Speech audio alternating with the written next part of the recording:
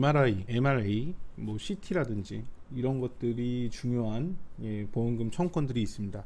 이거는 이제 약관에 대한 예시인데, 이 뇌혈관 질환으로 진단됐을 때 일정의 금액을 주는 그런 형태인데, 병원에서 뭐 의사한테 이제 진단만 받으면 되는 게 아니라 이런 CT, MRI, 뭐 뇌혈관 조영술 이런 것들을 기초로 해야 한 기초로 한 진단만 인정을 한다. 이런 식으로 이제 규정이 돼 있고, 이런 예시 약관 말고도 뭐 이런 규정이 없어도 MRI나 뭐 MRA라든지 뭐 CT 이런 것들에 대한 판독 내용은 굉장히 중요도가 높다고 볼 수가 있습니다. 예를 들어서 뭐 어떤 후유장애 청구권에서 뇌 손상으로 인해서 장애 판정을 받아야 되는데, 그런 뇌 손상에 대한 검사 결과는 뭐 이런 정밀 검사가 되겠죠. 그러다 보니까 약관에 그런 내용이 없어도 그런 검사 결과나 이런 것들을 명확하게 확인을 하게 되는 거고, 예를 들어서 뭐 외상으로 인한 뇌손상으로 뭐 후유장애를 청구를 했는데, 사실상 MRI나 이런 데서는 뭐 질병에 의한 뭐 자발성 이런 뭐 뇌출혈이라든지 그런 뇌질환이 발견이 됐다. 그러면은 보상 문제가 생기게 됩니다.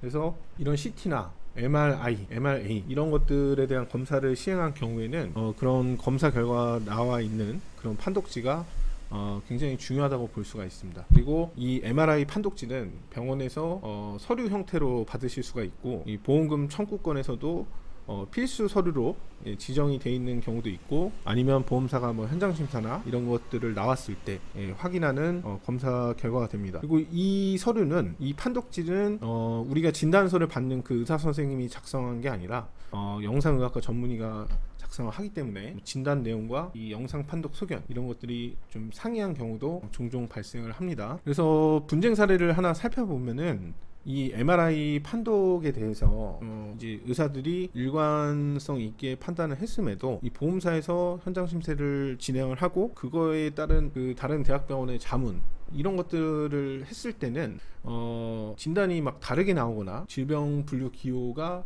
뭐 보상 대상이 아닌 걸로 나오거나 이런 사례들이 과거부터 계속 발생을 하고 있는데, 사례를 한번 보면서 내용을 확인을 해보겠습니다.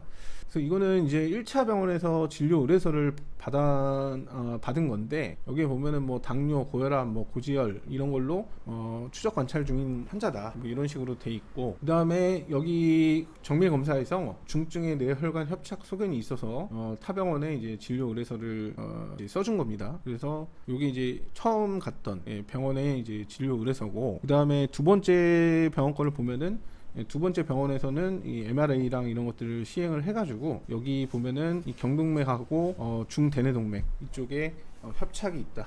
여기 스테노시스 이렇게 돼 있죠. 그래서 이 컨클루전은 이제 이 영상 판독 소견에 관한 결론인데, 여기 보면은 이 협착에 대한 내용이 두 군데 부위에서 발생했다는 거, 이게 확인이 가능합니다. 그래서 의사 선생님께서는 이 내용으로 따져봤을 때 I65, I66 이렇게 진단을 내리실 수가 있는데, 진단서도 그 안에 있는 진단을 내리신 거죠. 그래서 1차에서 중증의 뇌혈관 협착, 그 다음에 여기서는 중증이라는 표현은 없지만 다른 차트에 중등도의 협착이 있다, 그 협착이 있는 환자다 해가지고 약물 처방이나 이런 것들을 한 사실이 확인이 되었습니다.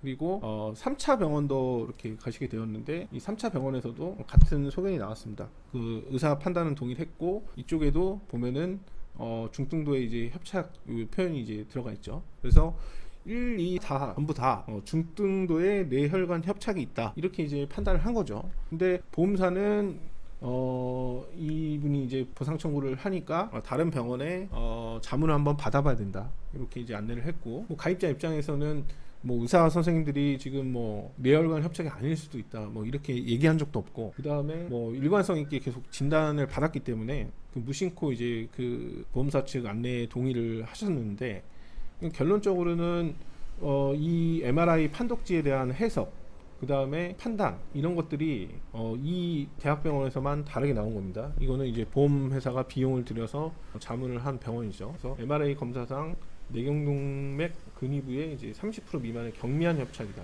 그리고 초음파 상에서도 유의미한 협착이 아니다. 그래서 여러 개의 죽상 경화반 정도만 관찰이 돼서 이거는 I65나 I66 진단이 적합하지 않고 I672 이 진단만 적절하다. 이런 식으로 해서 이 보험금 지급을 거절을 한 거고, 이 거절의 근거로 이 대학병원에서 자문을 한 결과가 같이 첨부되었습니다.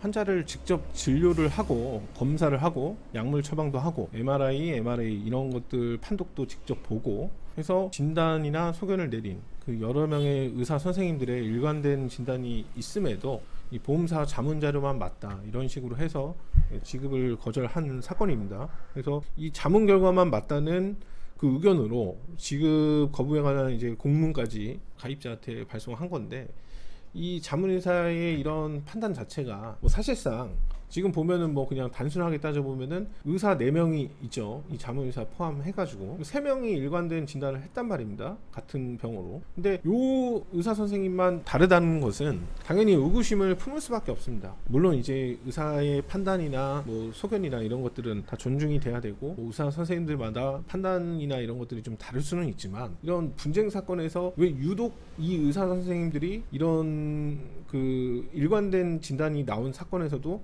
다른 의견을 하는지, 그런 거에 대한 굉장한 의구심이 있다는 거죠. 그리고 보험회사도 이 지금 일관된 진단들을 다 무시하고 이것만 맞아서 결론적으로 이 문서를 첨부해서 보낸 부지급 공문을 보낸 게 과연 공정한 심사를 한 것인지, 이런 것에 굉장한 의문이 있다는 것입니다.